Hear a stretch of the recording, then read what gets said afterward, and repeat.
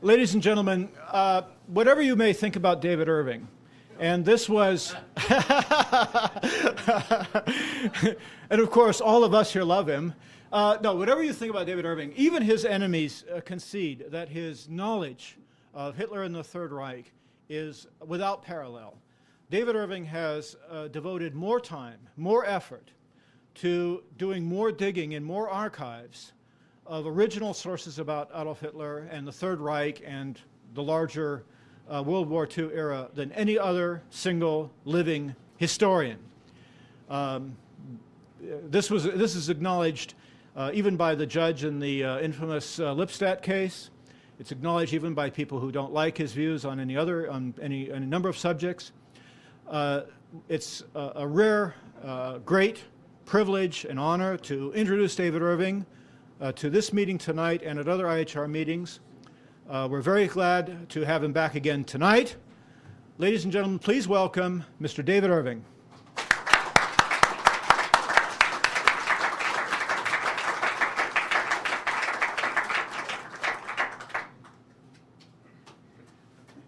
Thank you, Mark. I've had to rewrite most of my talk for this evening because Mark has said virtually everything I was going to say, and he's beating a treat. Winston Churchill once said, in fact, the world is full of the most damnable lies about me. And I can empathize with Churchill. The world is full of the most damnable lies about me, said Winston Churchill, and the damnable thing is that most of them are true. And I feel the same way myself sometimes. Wicked, wicked, wicked things are said about me around the world. And people, thanks to the wonders of the internet, are constantly sending me these wicked things that people are saying about me, really making my day again and again. When every morning, every day I get about 300 to 400 emails. And it takes three hours off my morning answering email. So those of you who have email, please bear in mind that you may get a very grumpy reply from me. You may even get a one-line reply, but I do answer every email I get. One of the emails I received 2 or 3 days ago contained a BBC program or article about written by a man called Raffi Berg, who I assume comes from the same country as Raffi Eitan, the man who captured Adolf Eichmann. Raffi Berg has written an article about the deniers, the Holocaust deniers. This is this kind of Goebbelsian word they use to describe anybody who doesn't conform with the present view of the history of the Third Reich. He is a Holocaust denier. Anybody who is entitled to large sums of money is a Holocaust survivor. A Holocaust survivor actually is defined by the Simon Wiesenthal Center here in your own hometown, California. Anybody who lived in the confines of the Third Reich, Hitler's Reich, and French North Africa during the period of the Third Reich, in other words, 1933 to 1945, is a Holocaust survivor. But some restrictions apply. You have to be of the Jewish faith. Then you are a Holocaust survivor. You don't have to have been in a camp. You don't have to have suffered any indignities, any kind of torture or deprivations. You're a Holocaust survivor if you were of the Jewish faith and lived in the frontiers of the Third Reich and French North Africa. And then you're entitled to cash handouts from this huge fund they built up from this two-word Holocaust survivor has immense power, as has the word, of course, Holocaust denier, in a negative sense. Anybody who's a Holocaust denier isn't going to eat lunch in this town again. Anybody who's a Holocaust survivor is going to eat lunch, and very well indeed. And to my mind, a Holocaust survivor basically is somebody to whom not very much happened during World War II. If you think about it, Hadassah Lieberman, the wife of Senator Lieberman, she boasts in the newspapers of being a daughter of a Holocaust survivor. So they're already preparing the next generation of goodies. A daughter of a Holocaust survivor, Hadassah Lieberman, daughter of a Holocaust survivor means daughter of somebody to whom not very much happened during World War II. If it had been daughter of a Dresden survivor, or daughter of a Hiroshima survivor, or daughter of a Guernica or Coventry survivor, then I might begin to prick up my ears a bit. People went through World War II and suffered. And I remember going through World War II. I can reveal here the secret of the fact that I was born in March 1938, which meant that I went through World War II. I'm a Holocaust survivor in that sense, I suppose. I ended the war at the age of 6 or 7, I suppose, 1945, which is roughly the same age as Abraham Foxman, who claims to be a Holocaust survivor because he was looked after by a Catholic family in Poland throughout the war, and he is a Holocaust survivor. My own deprivations during World War II were the kind of deprivations that meant something. to me as a child. The war didn't mean anything to me. I wasn't frightened at all. The bombs came, the bombs fell, the rockets fell, whiz, bang, they were very spectacular. The whole ground shook. Our house gradually collected cracks in the ceilings and walls. I remember looking out of our bathroom window one day as a flying bomb went past about 200 or 300 feet above the ground. Flying bomb is what you would nowadays call a cruise missile, a pilotless bomb with 2 tons of high explosive in its warhead and a streak of jet flame coming out of the pulse jet in the back, the ramjet engine, the Argus tube as it was called. And it would arrive on the horizon with a deafening organ-like note, the deepest double diapason note an organ produce. I can't hear it on the radio or BBC now on the old gramophone records of the time without a shudder going down my spine, because it now begins to frighten me, the sound. But during the war, I was just very interested in this thing flying past. And then it would suddenly cut out. The flame would cut out, the sound would go, 25 seconds of silence, and then bang. And our mother, myself, my 3 siblings, we slept under a steel table, a Morrison table it was called. It was a Morrison steel shelter, which is a 6-foot by 8-foot steel plank of half-inch thick steel on L girders, made into a box, and we would sleep under that. It was it had steel springs underneath, so you could sleep on it, and we 4 children slept under that, and our mother must have been mortally terrified of what would happen to the family, but we weren't. What upset me was the fact that this man, Adolf Hitler, was depriving me of toys. You see, we didn't have toys. It may be difficult for you Americans to appreciate what it is like to be brought up as a child and have no toys.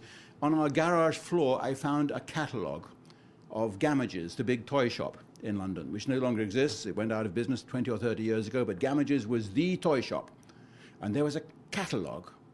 And I would sit cross-legged on the floor as a 4 or 5-year-old child, looking at the catalogue and saying to myself, so this is what toys are. Engines, toy train sets. Who of us hasn't wanted to have a toy train set? I still haven't had a toy train set. I've had 5 daughters, one after the other. I have no excuse. At least if I had had 5 American daughters, I could have bought Lionel train sets, because the Lionel company, of course, made a famous train set called the Pink Lionel for girls. It didn't do well. Girls don't appreciate toy train sets. I appreciated it was in my genes, it was in my microchip. There's something in our microchip, you see. Just like in the female microchip, there's this embedded phrase where they say to men when they grow up, if you don't know what you've done to upset me, I'm not going to tell you. Remember that?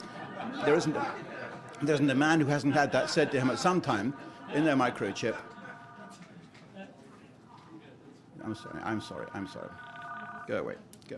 Okay, dot with that. Every chef has a fence under. And now microchip is liking locomotives, liking toy trains. So I had the Gamage's catalogue, and Adolf Hitler had personally deprived me of having toy trains, or toys. In fact, we were very deprived when the end of the war came. We were so deprived, we had no food, of course, in England. It was very badly looked after. We had no cream. I remember we had ration books. We used to go to our local grocer.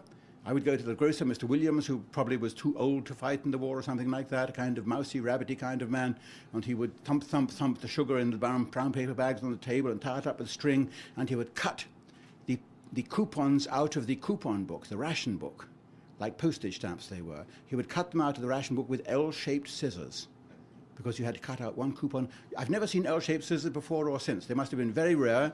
They wore a string around his neck, and he would cut out the coupons and you didn't get enough sugar, you didn't get enough meat, we were deprived.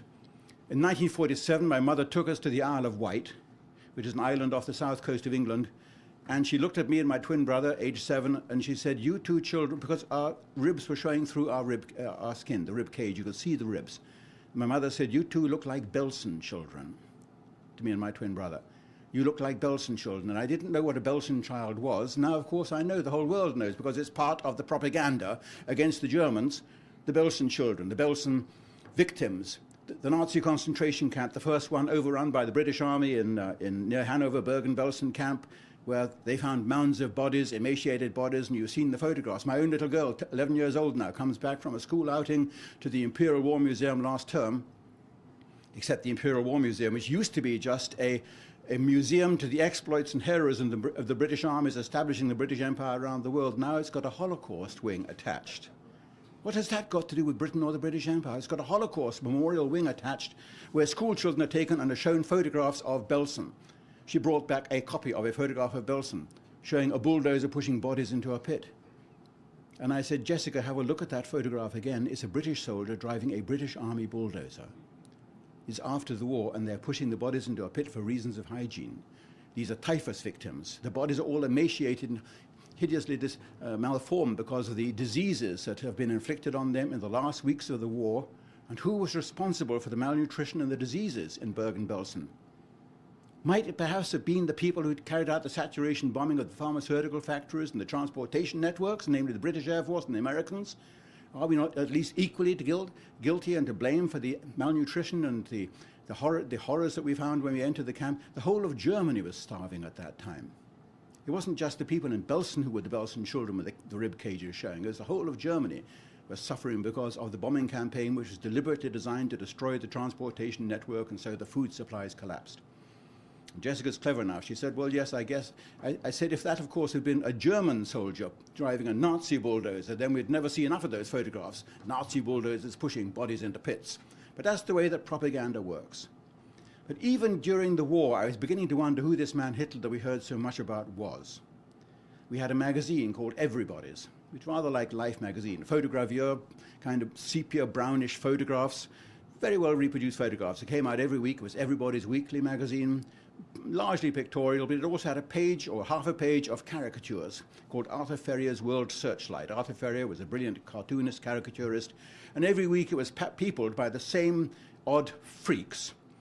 I suppose nowadays you'd see Condoleezza Rice and people like that in with their kind of cast iron hairstyles, but in those days it was the little humpbacked, club-footed Dr. Goebbels and the big, fat, gigantic Hermann Goering and Adolf Hitler with his postman's hat and crinkly boots and little postman's moustache.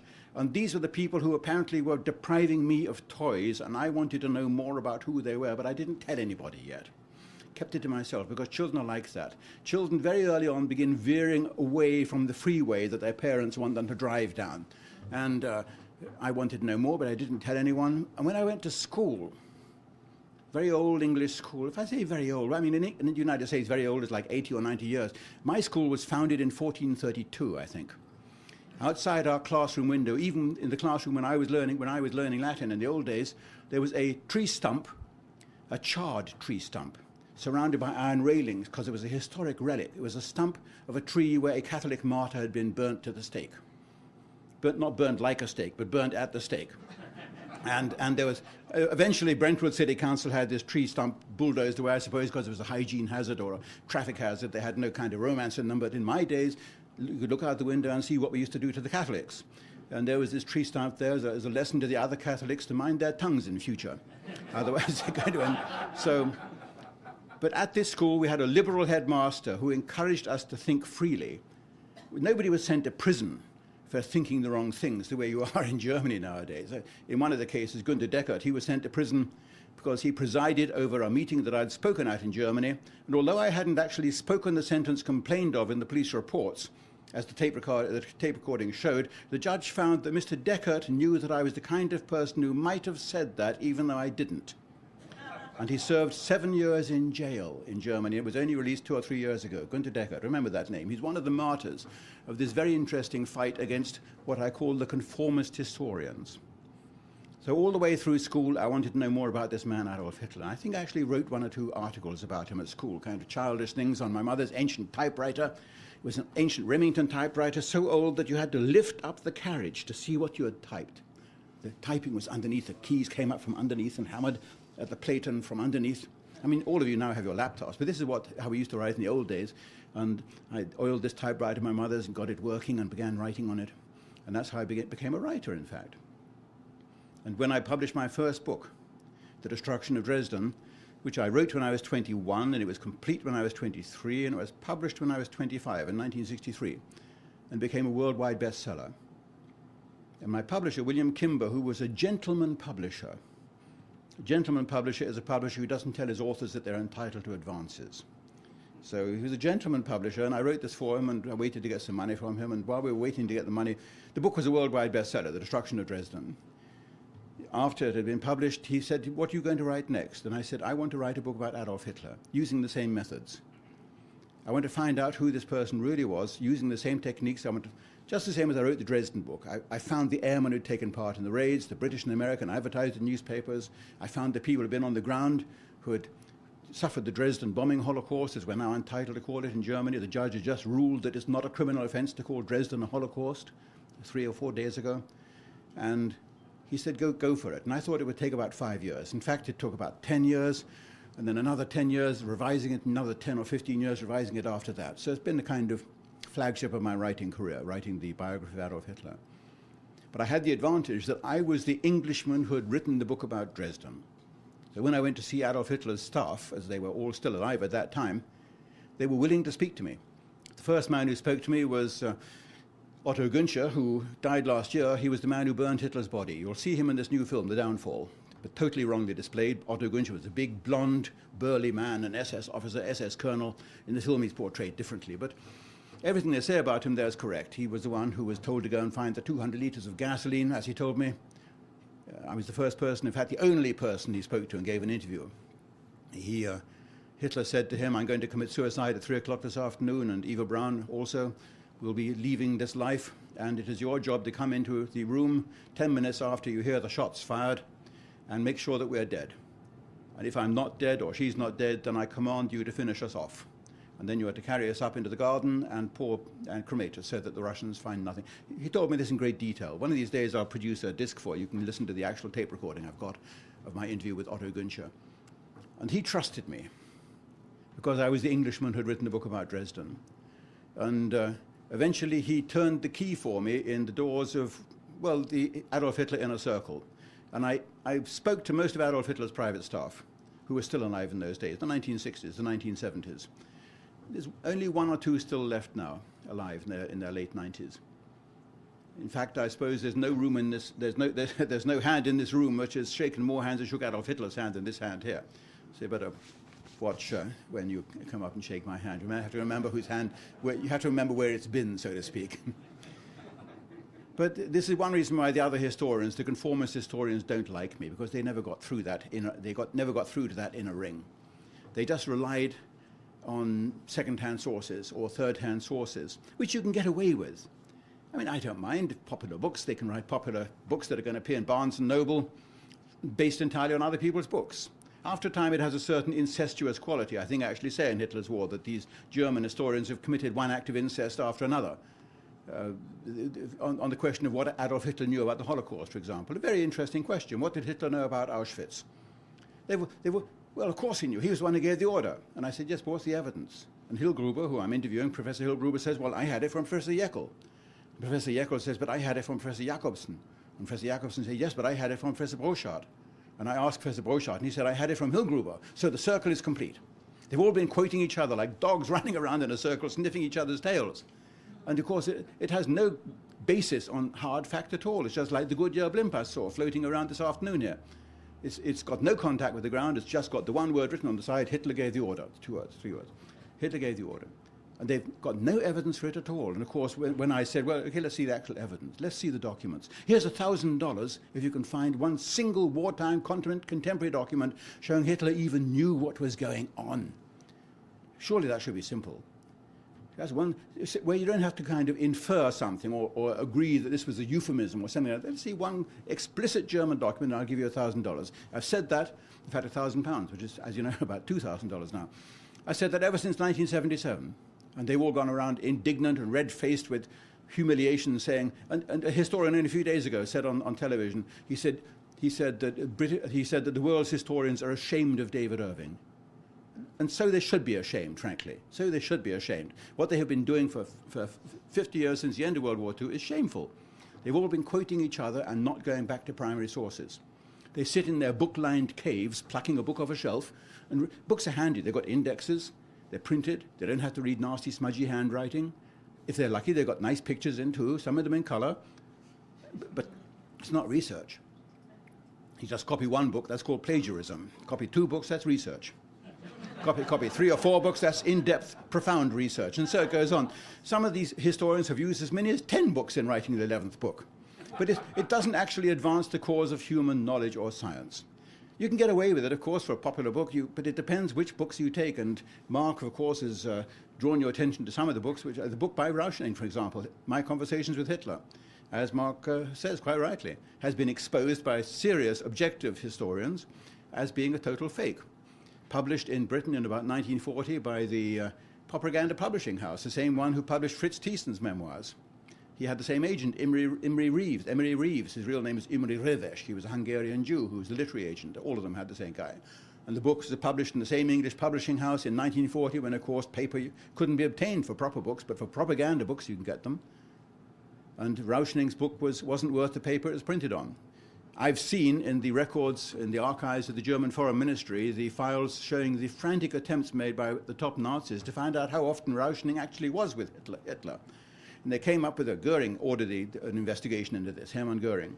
And the conclusion was that Rauschning had been with Hitler only once or twice at most at diplomatic receptions, the same annual diplomatic reception every January, where Hitler met all the diplomats and shook hands and said a few words to them, and how's your dog, and how's your wife, and he'd been briefed on what to say to the diplomats in the way that statesmen are. And everybody said, gosh, he knew all about my dog and my wife and everything. But in fact, he'd only been briefed about it the day before. And this is how far Rauschning got. And yet his book is now, as Mark said, widely quoted. It's not the only one. I can give a number of other examples of that. Another book which is a favorite is the memoirs of Count Ciano, Galeazzo Ciano, the Italian foreign minister, until Italy's defection in 1943. He wrote a very famous diary. You'll find it quoted in every popular work of history because it's full of, well, what we would now call lurid sound bites, the kind of things that historians like. Ribbentrop was, and then comes some two-line lurid sentence about Joachim Ribbentrop, Hitler's foreign minister. And that's why the historians like it. It's all served up there. They look in the index. Ribbentrop, what can I say about Ribbentrop? Turn to page 347. Ribbentrop was this, that, and the other. Excellent quote. Put it in my book too. And that way, as the Germans say, lies have long legs. And these fantasies never get dispelled. But what about the Ciano diary? How genuine is it? He did write a diary, we know that. But what has been published is not what he wrote. His diary was taken over by the American OSS and worked over, and the lurid stuff was injected into it. We know this from the statements of the SS officers who were collaborating with the OSS at that time. Eugen Dollmann is one. We know this, that Alan Dulles had a hand in it. Alan Dulles, who was the chief of the OSS in Bern, in Switzerland, and who later became the first director of the CIA. His files, his private papers, are now in the Sealy Mudd Library, manuscript library of Princeton University. And I went to have a look at them. You can't have a look at them. You can look at the catalogue of them. The Alan Dulles papers are closed, probably in perpetuity, and I don't know of any historian. It's the only collection of papers I've been refused access to in my life, oddly enough. And I'm very hurt by this, and I contacted the foundation who runs the Sealy Mudd Library at Princeton, and the answer came back, well, it's not just you, Mr. Irving. Every historian has been denied access to the Alan Dulles papers so far. But you can read the index to them, and there are 26 files on the forging of the Ciano diaries. But historians should see that they're forged from the content. December 1940, Count Ciano writes in one entry in his diary that the mess we're in Italy now is thanks to General Irving Rommel. If it wasn't for Rommel, we wouldn't be in this mess we're in North Africa now. Rommel wasn't sent to North Africa until 2 months later, February 1941. So that diary entry is the first piece of evidence that that's a fake. But people still quote the Ciano diaries because it is so useful to quote. And this is basically one of the fundamental lessons that you learn as a non-conformist historian, that in wartime, and I'm not criticizing this, governments create propaganda agencies whose job it is to lie about the enemy. Propaganda agencies. In England, it's called the Ministry of Information. In the United States, it was the Office of War Information. In Germany, it was the Reich Propaganda Ministry. And these bodies continue spewing out the lies about the enemy so that the soldiers point their guns in the right direction, whether it's Iran or Saddam Hussein or Iraq or whatever. That's the job of the propaganda ministries, and I'm not criticizing it. In wartime, you do that kind of thing. But when the war ends, the problem is there's no Ministry of Truth. There's nobody set up by the same government to kind of follow the parade like the man with the bucket and the shovel picking up the dirt. It should be the job of the historians, but of course they don't do that, because if you do that, you're going to get shot at. Because they've learned, probably by then, the respectable historians, the conformist historians, that it's better just to swim with the tide. Keep your head below the parapet. They've been taught by professors who were taught by professors who were taught by professors who were professors during the war. So it's a kind of self-propagating thing, and they've all got their blinkers on, and nobody's actually thinking sideways. And thinking sideways is what we, the nonconformists, do. We'd not been given a set list of reading books, usually containing quite a large number of books written by Herr Professor himself. We're capable of thinking for ourselves and going back to the original records and saying, this doesn't ring true, and supposing the real explanation. For example, January the 19th, I think it was, 1945, Adolf Hitler, in his war conference, is informed by the chief of the Army General Staff, Guderian, that Auschwitz has been captured by the Red Army. We know this because there was a stenographer present. He wrote down everything Hitler said in shorthand. There were 12 stenographers who worked in relays, writing down all his war conferences from September 1942 onwards. We have fragments of those transcripts still. And here's the one fragment, the interesting one. Quite interesting. Guderian says, "Mein Führer, yesterday the Red Army overran Auschwitz." What does Hitler say? Jawohl. Yes. Moving on. But, I mean, surely if Hitler had known what was happening at Auschwitz, according to the present version of the Holocaust, he would have said something, even perhaps in a euphemistic form, saying, well, I hope you managed to clear things up first, or something like that. But no, it's just, yes, Auschwitz doesn't really mean anything to him at all when he hears about it. At lower levels, it may have done. But to him and I suppose to the German Army General Staff, Auschwitz was famous only as being the center of their biggest final synthetic rubber plant that was left. And that's gone too. So things are coming to an end. But that's what the original records show. But of course, now we know that Adolf Hitler was to blame for everything, including the gas chambers at Auschwitz. Gas chambers? Well, we nonconformists are still skeptical about that, about the number, the existence, the scale, whatever it was happening there, because the conformists have not done a very good job in convincing us. A few days ago, the BBC, as I mentioned earlier, ran this program by Raffi Berg, which is on the BBC website now, and I've posted it on my website because it's so glorious, so wonderful.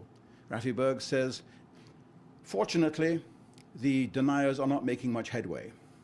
Unfortunately, the eyewitnesses of that era are dying out. And everything depends on the eyewitnesses because there are no documents. The great turning point was when David Irving was defeated in the action he brought against Deborah Lipstadt in the year 2000. He was the most dangerous of the deniers. Well, there's something already not quite right here because either the deniers are a danger or they're not. And either there's evidence or there isn't. And if the eyewitnesses are dying out, then probably the deniers should be dying out at the same rate too, except, of course, they depend on the eyewitnesses for the whole of their story. Martin Gilbert, most unfortunately, he's the British famous historian, I suppose he's now the leading British historian, Sir Martin Gilbert, a Jewish historian. And Martin Gilbert said, the eyewitnesses are in an incredible state. He referred to the incredible state of the eyewitnesses of Auschwitz and the Holocaust. Rather unfortunate to use the word incredible when it comes to eyewitnesses. In other words, you can't believe them, the incredible eyewitnesses. But that's the word that Martin Gilbert unfortunately uses. And right at the end of the BBC broadcast on Auschwitz, which was about 3 or 4 months ago, on the anniversary of the Auschwitz 60th anniversary of its liberation, they broadcast a 4-part film documentary produced by Lawrence Rees on Auschwitz. It was broadcast on PBS in the United States as well. Some of you may have seen it. And the very closing episode of that closes with the words of an SS guard at Auschwitz called Gröning, who has finally decided to come clean, he says, because he can no longer live with what he knows. And then he says, according to the BBC's English version, I saw it all with my own eyes. I saw the gas chambers. I saw the burning pits. I saw the crematoria, the open fires. Somebody has written to me from Portugal 2 or 3 days ago, and I put this on my website. He says, I have the transcript. I have the recording of the BBC film, part 4, containing that. And you can hear Gröning's words in German underneath the English transcript, the subtitles. And Gröning actually says, I feel I have to say what I've seen. I saw the crematoria. I saw the pits. I saw the bodies. Spot the difference. He doesn't say, I saw the gas chambers, but that's been put into it by the BBC. And these are how the lies are created and are generated and maintained. They haven't got one eyewitness who is credible. And I pointed this out in the Lipstadt trial. I said to their expert, Van Pelt, who I think is a very good expert on Auschwitz, but unfortunately totally bought over by the other side. In the Lipstadt trial, he was paid $250,000 to give evidence against me. Imagine that. What kind of evidence is going to be objective when you're paid that kind of money? But I asked him, I said towards the end of his cross-examination, when I was cross-examining him, I said, Professor Van Pelt, how many people survived Auschwitz? And he said, I suppose, I don't know. And I said, well, was it 1 or 100 or 1,000 or 10,000? Or he said, well, about 10,000. So I say, well, 10,000 survived Auschwitz, in other words. He doesn't know which way my questioning is going. So he says, well, the exact figure was 7,200 and something. So he did know, but he didn't want to admit that he knew the figure, because he still doesn't know. So I said, well, 7,200 survived, but all you've quoted here in court are 7 eyewitnesses who were Auschwitz survivors, you say. Ada Bimco, Tauber, Dragan, and so on. Why don't we ever hear from the other 7,193? Why is it always these same 7 witnesses who were paid to give evidence or induced to give evidence in the war crimes trials at the end of the war by the British and American courts they gave evidence in? Why don't we hear from the other 7,300? I'd like to hear from them. I'd find it very interesting just to sit down with a dozen of them, perhaps, one afternoon and have a chat round the tape recorder and hear and question them objectively as what exactly they saw. But the conformists don't do that, because that's not the way they write history. They will read the books. Another book that they use is Felix Kirsten. Felix Kirsten was a masseur who was very popular with the top Nazis because people like Ribbentrop and Heinrich Himmler, the chief of the SS, they had serious stomach pains. I'm sure a doctor could probably explain, or a psychiatrist, why they had these. They were probably psychosomatic. I don't know. But anyway, they believed they had these terrible stomach pangs, these spasms, and this masseur, Felix Kirsten, was able, with his magic fingers, to massage the pains away, or so he told them, and he was very well paid. He rose to the height of his profession in Germany. And he began writing a diary on what they told him, what Himmler and Ribbentrop and the rest said. And the Kirsten diaries do exist because Hugh Trevor-Roper, who was a British historian, a friend of mine many years ago, he told me that he'd seen them in the Kirsten family home in Sweden. It's not what's been published, though, under the title The Kirsten Memoirs or The Kirsten Diaries. That is something different. It's been souped up. It's been, or spiked, or been salted, if you're going to talk about a gold mine. Little nuggets have been put into Kirsten diaries. There's a chapter called The Hitler Medical Dossier. Hitler Medical Dossier in the Kirsten diaries. He says Himmler one day showed him Hitler's medical dossier. Now, why Himmler, the chief of the SS and responsible for the Gestapo, is keeping a dossier on Hitler's medical condition, I don't know why, but it's believable, because the FBI director, J. Edgar Hoover, kept dossiers or dirt files on most of the leading American personalities and people like Martin Luther King and the Beatles and John Lennon and the rest.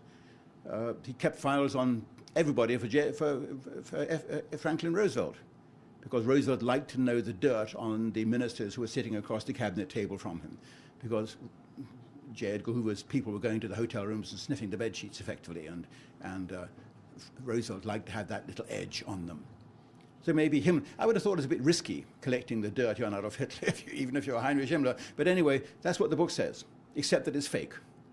Because this medical dossier of Hitler, according to Kirsten, contains all the details of Hitler's sexually transmitted diseases, syphilis and the rest of it, which explains why he was a bit wonky on this, and his madness and the rest. I have seen, in fact, I found Hitler's medical dossier, the real one. I was sitting one afternoon in the National Archives back in about 1982 in Pennsylvania Avenue. George Wagner, the head of the German Documents Division, he was there, and we were talking. A cardboard box was on the table. It had just been brought in from the National Institutes of Health in Bethesda, Maryland. Somebody had brought it in saying all these documents are German. They should probably be in the National Archives rather than here in our archives in the National Institutes of Health.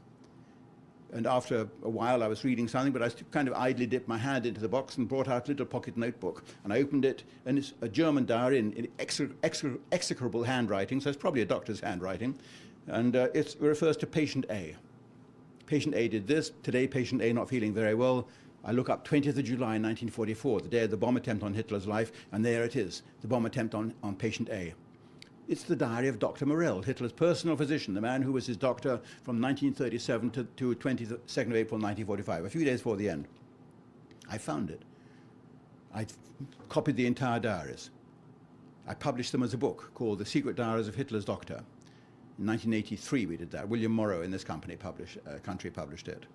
Sidgwick and Jackson published it in England.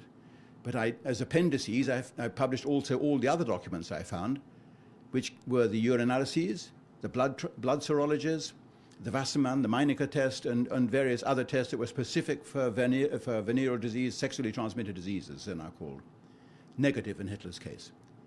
He was not tainted with any trace of any sexual transmitted disease, which doesn't prevent the History Channel and all the historians, the conformists, rehashing and serving it up warm all over again, the story of Hitler's sexual diseases and problems, based on the Kirsten diaries. They've not bothered to look at the real diaries written by Hitler's own physician and doctor, which contains everything, including, for example, Hitler's electrocardiograms. The first one there is dated August 1941, the first one in his dossier, the Morel dossier. An electrocardiogram, August 1941, with the diagnosis in the top right-hand corner, patient A, diagnosis, rapid progressive coronary sclerosis.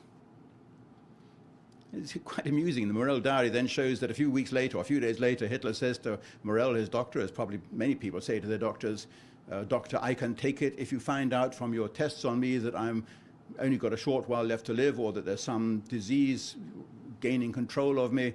You've got to tell me, because it's your duty, because I have things that I have to do, and I want to make sure I do them, that I have enough time. Morel effectively said, well, mein Führer, it's funny you should be saying that, because we've now kind of got your electrocardiograms, and they show rapid progressive coronary sclerosis. And Hitler said, what does that mean? So Morel explains it to him in layman's terms, a heart muscle defect, and says that two things can happen, either a sudden spasm, angina pectoris, or the light may go out. That's why Hitler begins speeding things up from August 1941 onwards. People say, well, he seemed like a man in a hurry. He was a man in a hurry, because I don't think he would have survived much longer after 1945 anyway. The portrayal of Hitler in the film The Downfall is very accurate in that respect. He was a man teetering towards the edge. And the diary shows it, but these are the genuine documents. And I wanted to say that when I first set out to write the book on Adolf Hitler, and I made the acquaintance of all his private staff, the four secretaries, Christian Schröder, Johanna Wolf, Gerhard Dalanowski, and Traudl Junger, who died a couple of years ago. And I met also the adjutants who had served with him, and the generals, the field marshals, Servazev. Like all Germans, even now, you find that they had two faces, or two opinions. There was the opinion they were prepared to show to strangers, and the private opinion they would reveal to you, they would disclose to you once you had won their trust.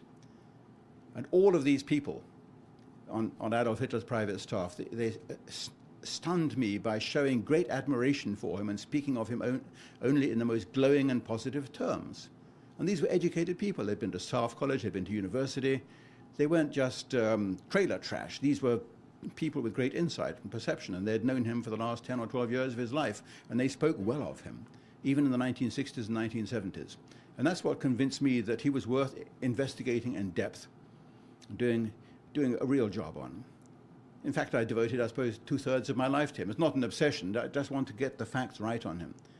One of the things I did was to build up a huge card index on him, a chronological card index. For example, in the U.S. Navy Yard in Southeast Washington, they had the classified operational archives, which just happened to have the second carbon copy of the war diary of the German Admiralty, the German Naval Staff. 72 volumes, each volume that thick, and I sat there for 2 months reading from left to right through all 72 volumes covering the entire World War II period. And writing on a green card index, on a green index card, every single reference to Adolf Hitler, every visit made to him by the Chief of Naval Operations, every reference to a Fuhrer Naval Conference, every telegram, every telephone call from Hitler, every signal sent by Hitler to the commander of the Bismarck, or anything like that, I put it on a card index with a date and the time. And the same thing with the Air Force documents in blue, references I typed them on white cards, extracts from people's diaries, I typed on pink cards, and I eventually ended up with about 40,000 index cards over the space of the next 5 or 6 years. My wife at that time said, when are you going to start writing the book? And I said, it's taking longer than I thought, but I need a tool to get a handle on the documents in the archives, because I'm not going to use other people's books. I'm only going to use the archival documents. But eventually you ended up with something rather like an Adolf Hitler diary. That card index listed minute by minute exactly where he was, who he was with, what decisions he was taking, what he was reading, what the input was, what the output was, and so on. Unfortunately, the British government seized all my records 3 years ago. When I was on a lecture tour like this, I was up in Seattle the day the trucks rolled up outside my home, and all the parking meters were hooded to make space for the trucks, and I learned afterwards that everything had been taken away. In fact, I arrived back from the United States, back in England, with just the suit I was standing up in. They'd taken everything down to the last paperclip. And I understand that half that card index has now been accidentally destroyed. But we're fighting the British government over this, and it will come back. The reason I mention it is, just in conclusion, I'm going to mention 2 or 3 items that when you compare them with the card index, you can see that the documents are fake. One of them was the diary of Hitler's army adjutant, Gerhard Engel. He was a bright enough man. He was Hitler's army adjutant until 1943, when a muttering began, and people said, well, he's an able-bodied man. He should really be fighting at the front, whereas the rest of Hitler's staff were disabled, they had stomach problems or something. So Engel was sent to the front in 1943, and he eventually rose to the rank of lieutenant general and commanded an infantry division in the final Battle of Berlin. A great man, good soldier. The trouble was he'd been on Hitler's staff.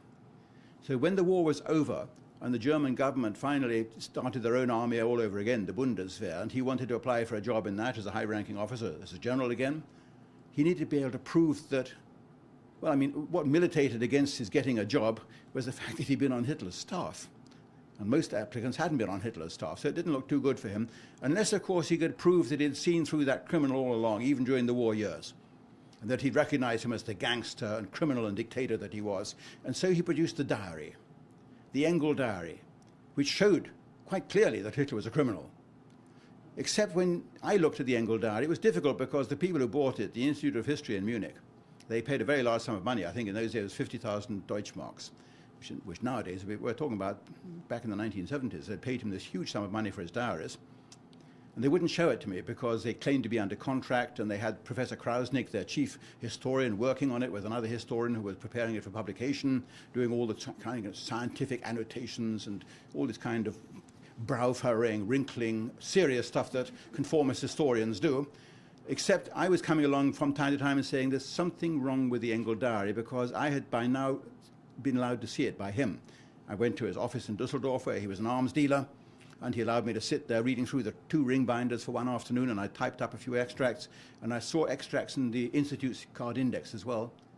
And I went back and compared. I began typing out extracts to put in my card index, except I had problems. If they were genuine diary, then it will mesh perfectly with my card index. But I had problems with his diary, because November the 24th, 1942, for example, I think that's the date, he describes a blazing row between Hitler and Hermann Göring over the Battle of Stalingrad. Göring has promised to provide an airlift. The airlift is going wrong. The Sixth Army is trapped in Stalingrad, and things are going wrong. And there's this blazing row on November the 24th, 1942, between Hitler and Göring in East Prussia, in Hitler's wartime headquarters. Except, according to my card index on that day, Hermann Göring is in Paris on a shopping trip. I mean, this is a pretty crass example. It shows that this can't have happened the way that Engel described, or at least not on the day, he says. This is an indication that he's written it after the war then, that he's kind of remembered the episode and he's assigned a random date to it. Well, that's memoirs, that's not diary. A diary is a good source, memoirs is not a good source. Memoirs are written under the influence of the time matrix of the time the diary is being written. So it was suspect. And then I found more evidence. I mean, the Engel diary is a particularly good example. I by now obtained the private diary of the widow of General Schmundt, who was one of the 3 people killed in the bomb attempt on Hitler's life. She had provided her diary to me. You think normally the widow's diary wouldn't reveal very much, but it gives good dates, and I'm trying to build up a date framework, a matrix for what Hitler was doing. When did Hitler decide to invade Russia? When did he begin planning for it? Well, one of the things he did was he sent Schmundt and his chief engineer, Fritz Todt, out to East Prussia to look for a site for a headquarters on the Eastern Front, because he was going to need a headquarters built before he attacked Russia. So some months earlier, he sent Schmundt and Todt out there. When was that? Well, I got the widow of General Schmundt, Anneliese Todt, and she had her diary, and she writes, in the middle of August 1940, Rudy is back from his trip to East Russia. So we knew the day he came back. And then I got the diary of Fritz Todt, the famous engineer, Hitler's armaments minister, the man who built the Autobahns, which were really the birth of the interstate system we have in this country, the famous Autobahn system. Fritz Todt was the engineer who built them. And he went with Schmundt, and that too confirms it's middle of August. In the Engel diary, he writes it down as happening in October 1940. which is important. I mean, you're 2 months out, and this is an important decision Hitler's made. In fact, Hitler took the decision sometime at the end of June 1940. So I became worried about the Engel diary, and I said to the Institute, have you tested the paper? Have you tested the paper? Because, I mean, you all watch CSI Miami or CSI, and they're at present obsessed with blood and semen and things like that. Why don't they become obsessed with ink? It's not so dramatic. But if you got a fountain pen like this one, it's covered my fingers with ink, as you can see. This ink has got an iron content. Fountain pen ink has got iron in it. As soon as it writes a signature, it begins to oxidize. You get an iron oxide. And the degree of oxidation of the ink tells you how old the signature is. And a laboratory can tell you. There's a laboratory in England who can do this very easily, called Hayner and Cox. I've used them on several occasions. They will tell you how old a signature is. They will say, oh, this piece of writing is 17 years old. Or this piece of writing is over 50 years old. That's one test they can do on the ink. Another test they can do is on the paper. Modern paper is very white. It's white because it's got a fluorescent in it. It's got a lightener in it, a fluorescent chemical. If you hold this paper in a nightclub under what's called a black light, an ultraviolet light, it'll glow. It'll glow white. So if somebody gives you an Adolf Hitler document and it glows in a nightclub, then that's been written post-war. I could write I've got some sheets of genuine Adolf Hitler notepaper. Somebody gave them to me in a military show. His beautiful gold crest at the top and Der Führer and the rest. I could write a wonderful document on this Adolf Hitler notepaper. I could write to Heinrich Himmler, Chief of the SS, Dear Heine, Dear Heine, Dear Heine, mein lieber Heine, I have only just discovered what you have been doing behind my back in your camps. Right? I am so ashamed that I see no alternative but to take my own life. I could write a wonderful letter, except, I have to have a 1945 typewriter. A typewriter that was available in 1945, and it can't have too much mileage on it. It can't have like 40 years of mileage on it since then.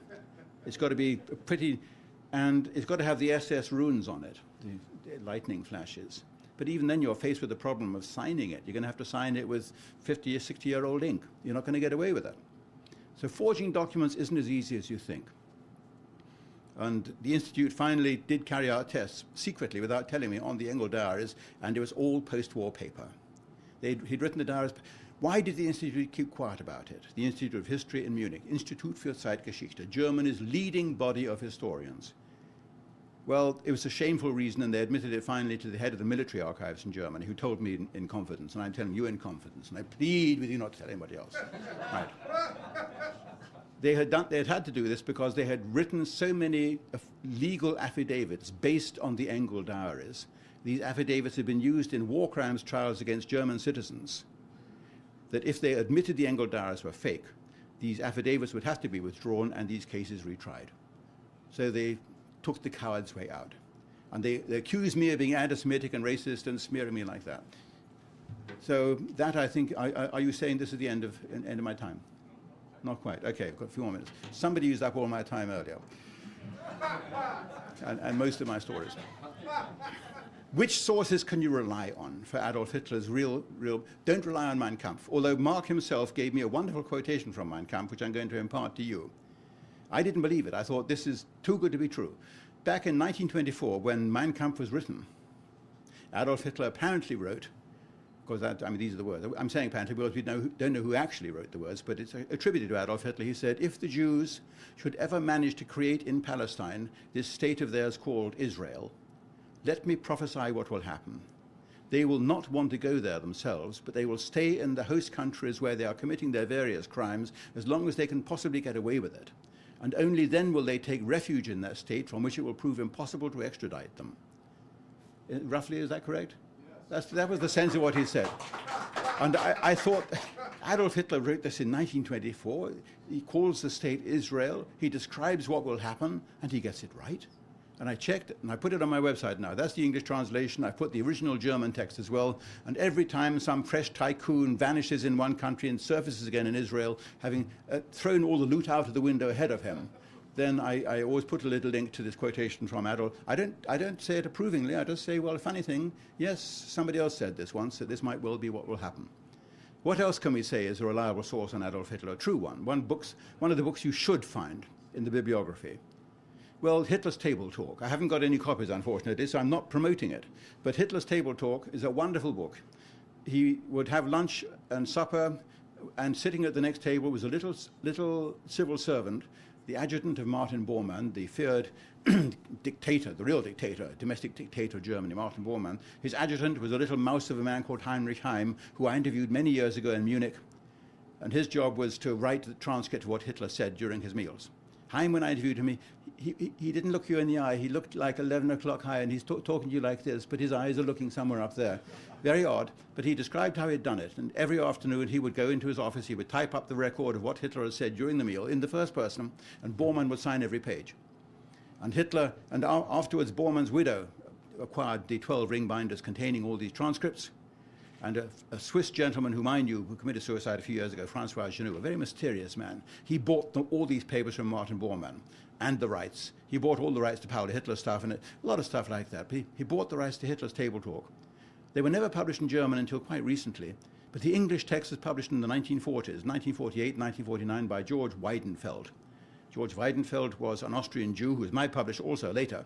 He bought the rights, and Genoux said to me, "Let me tell you, Mr. Irving, how I did the deal with Mr. Weidenfeld. He came to me here in Geneva, and we struck a deal. It would be £40,000, which is a huge sum of money, about £500,000 in present-day terms, for the rights to the Hitler's Table Talk.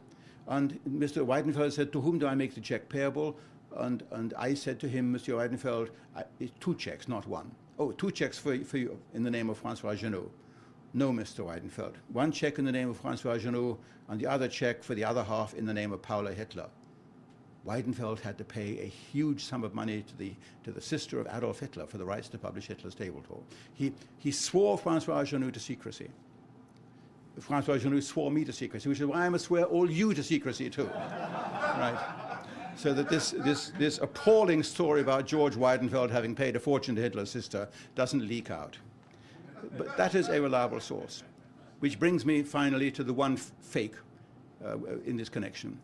There is another version of Hitler's Table Talk covering his 1945 conversations. That is fake. The man who faked it was Francois Genoux himself. He finally, after years, admitted this to me, because I was able to prove again and again that Bormann wasn't even in Berlin on the occasion of these conversations. These conversations can't have been authenticated by Heinrich Heim and Bormann. And finally, Francois Genoux said to me, but Monsieur Irving, surely you would admit this is the kind of thing Hitler would have said. Yes, perhaps, but still not an objective source. And as an anti-Semitic, racist, nonconformist, court-designated nonconformist historian, I'm proud to be very choosy about the documents I rely on when I write my books. Thank you.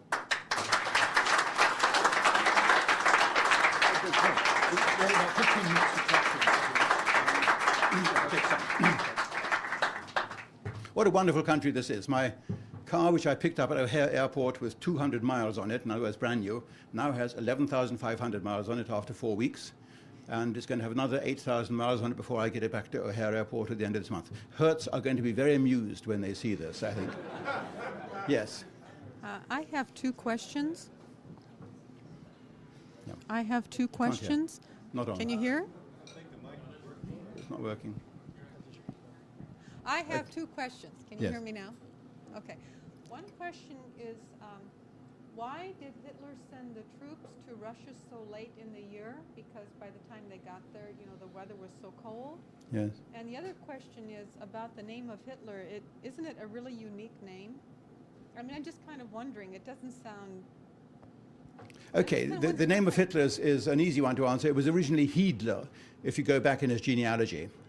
Hiedler, and there are various other bowdlerizations of it before that. There's no mystery over that. Why Hitler sent his troops to Russia relatively late?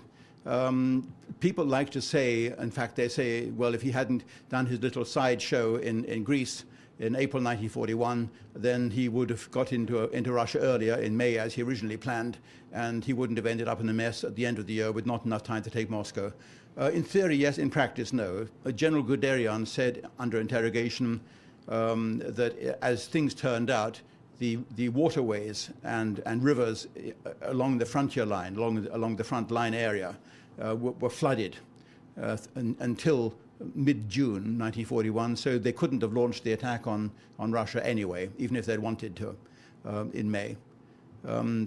and as things then turned out, an unusually early winter set in, and that was Hitler's downfall. But in fact, it was also his medical problems that led to his downfall. He originally had wanted to ignore Russia, and his original strategy called for an immense encirclement movement, with one army going towards Leningrad, the other army going towards the Caucasus, and then meeting behind Moscow. He said that the only thing that will bring the Soviet Union down is depriving Stalin of his resources, his raw materials, and we taking them over, tilting the balance, and that'll bring the Soviet Union down. The General Staff preferred the old-fashioned way of a full frontal assault on the enemy capital. And Hitler, in the middle of August 1941, was suddenly laid low with an attack of dysentery, which is clearly recorded in the Morel diaries. And he was effectively debilitated for 2 weeks, unable to take any part in the war conferences, unable to stand up to the General Staff. And during those 2 weeks, the General Staff recast the whole of the strategy on the Eastern Front, pulling armies away from the north and southern flanks of this attack, which Hitler had devised, and throwing them into a frontal assault on Moscow, with the result that none of these operations succeeded before winter set in. And that was the real cause of his misfortune in 1941. Yes, another question. Yes, madam. You just said that Mein Kampf is not that reliable. I Yeah. just bought it finally out of Yes. curiosity. Yeah. And so while I'm reading it, I don't know if this works, Yeah. but while I'm reading it, what should I look at as like with skepticism, and what part is real? Well, let me say straight away, I've never read Mein Kampf. As soon as I learned that there were doubts about which parts Adolf Hitler had actually written, besides which it's not the period of Adolf Hitler I'm an expert on. I'm an expert on his period in office, in power. A much more important book to read is what is called Hitler's second book. And all historians are agreed on this, all serious historians are agreed on this, that Hitler's, except the ones who didn't know it existed. Hitler's second book was originally published in the 1950s by Gerhard Weinberg, who's an American historian, who's a very reliable historian. He found it in the files of the German publishing house, which were stored in what was called the old torpedo factory in Alexandria, where all the German captured records were stored. And Hitler actually wrote this book himself. And it's not as long as Mein Kampf, but it gives a very good insight into all his plans and all his intentions. But is there anything you think of interest in Mein Kampf? I'm sorry, you're asking somebody who's never read the book. No, I've never read the book. What's the other book called? What's the other book called? The second book? Hitler's second book. And you can obtain it if you go to your local Barnes & Noble. Just order it, Hitler's second book, edited by Gerhard Weinberg. I used to have copies, but I don't have any left now. So I'm not pushing it, but I've used it extensively myself because we know this is the voice of Adolf Hitler. Yes. What's your greatest regret about the Lipstadt trial? Obviously, we regret lots of things. If you look back over a lifespan, you can see several mistakes that one has made. Everyone here, you can look back and say, well, that's a turning I probably shouldn't have taken. But on the other hand, there are turnings where you clearly say that's a turning I fortunately did take. And in the Lipstadt trial, I had no alternative. People say, why did you do it? I had no alternative.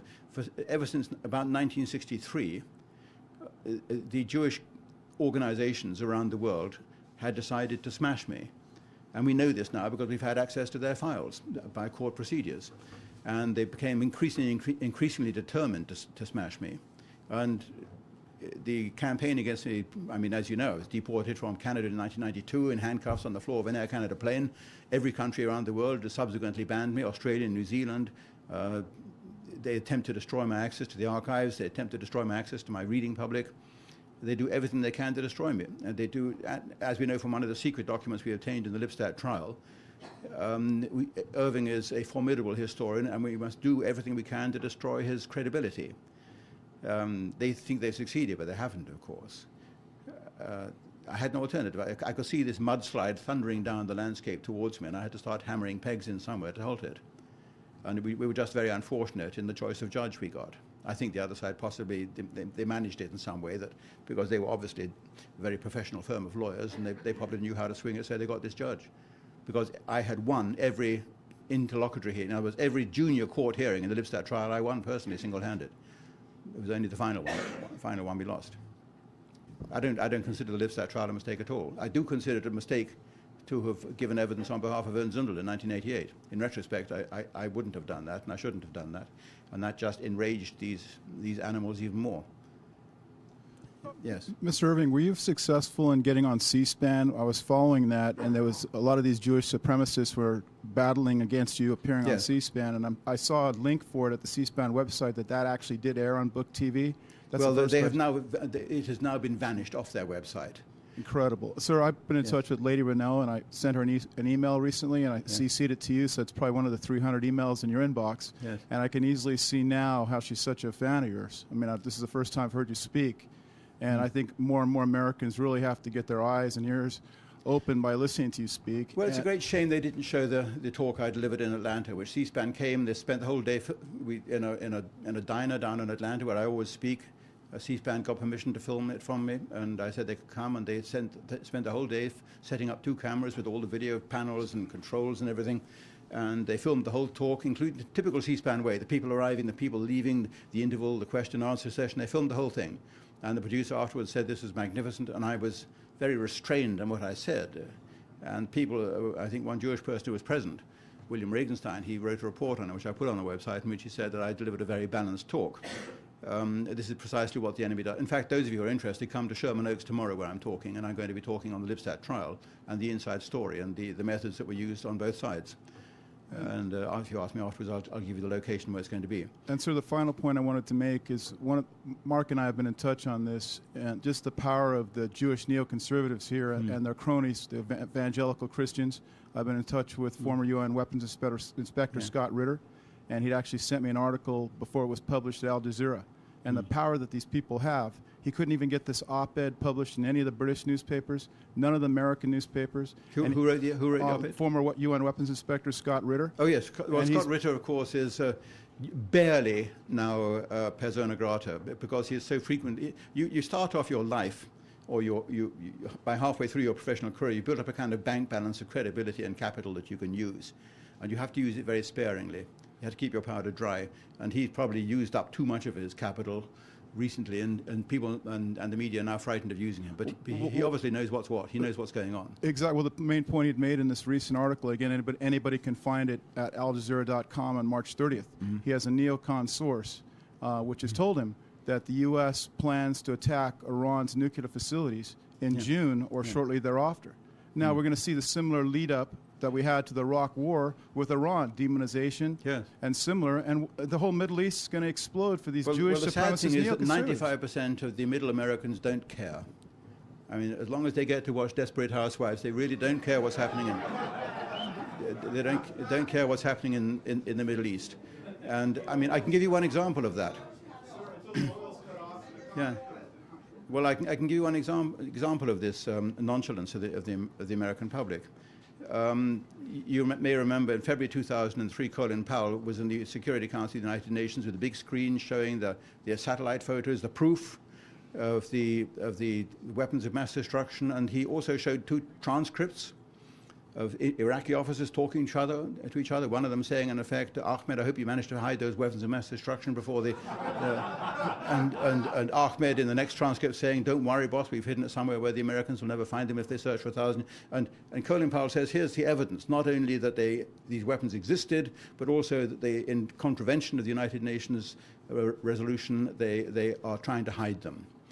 Now, I said at the time in my previous talk, I said, we all know these weapons didn't exist, so what does that tell us about the authenticity of those transcripts? 3 or 4 weeks ago, the Washington Post published an article saying the NSA now admits that they have at no time managed to penetrate the Iraqi communications. Yet no newspaper says, what does that mean about what Colin Powell was saying in February 2003? I mean, either there's a disconnect, or the journalists on autopilot, and they don't want to be the first one to say the emperor's got no clothes.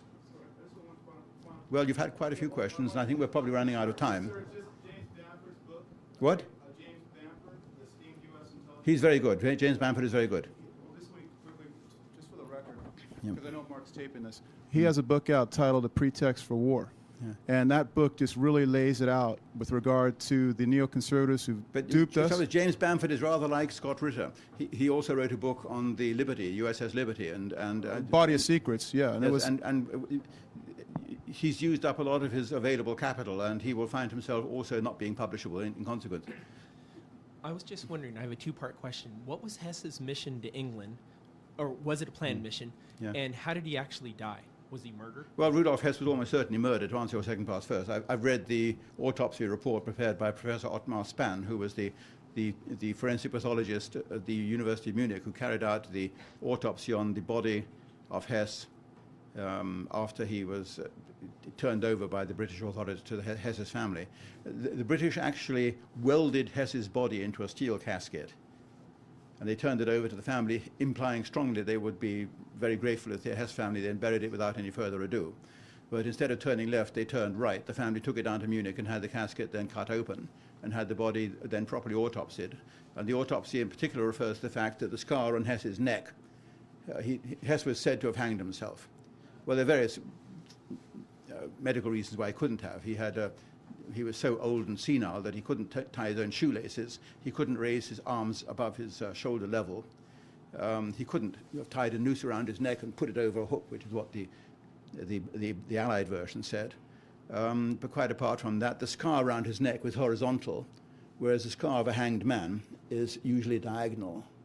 And I've got, I think, links on my website to photographs showing the actual neck with the scar marks. And the pathologist said, in his opinion, it was a case of strangulation by a third party rather than suicide. The British government actually stopped the German police investigation because we had control of that sector of Berlin at that time. One more question. Yes, I got one. Mr. Hansen, yeah. Did Hitler violate promises that he made in Munich? And also, why did he declare war on the United States? That sounds like two after rather than Pearl one. Harbor? Which do you want to answer, the United States or Munich? The United States one is easiest because effectively the United States had declared war on Hitler already. They had shoot-on-sight orders issued to the United States warships. They were trailing their code deliberately in front of the German submarines in the hopes that the German submarines would attack the United States warships. And Hitler was constantly being pressed by the German Navy commander, Grand Admiral Raeder, to declare war on the United States so that his submarines could open fire. Hitler had ordered his submarines to take no action whatever against the United States warships unless under attack.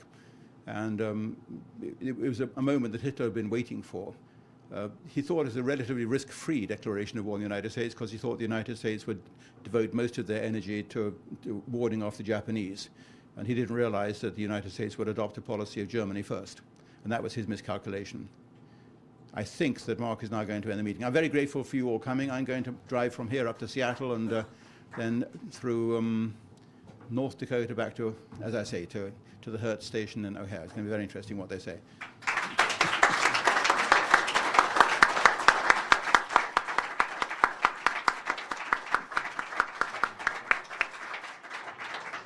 Well, thank you very much, David, and thank you, all of you, for coming this evening.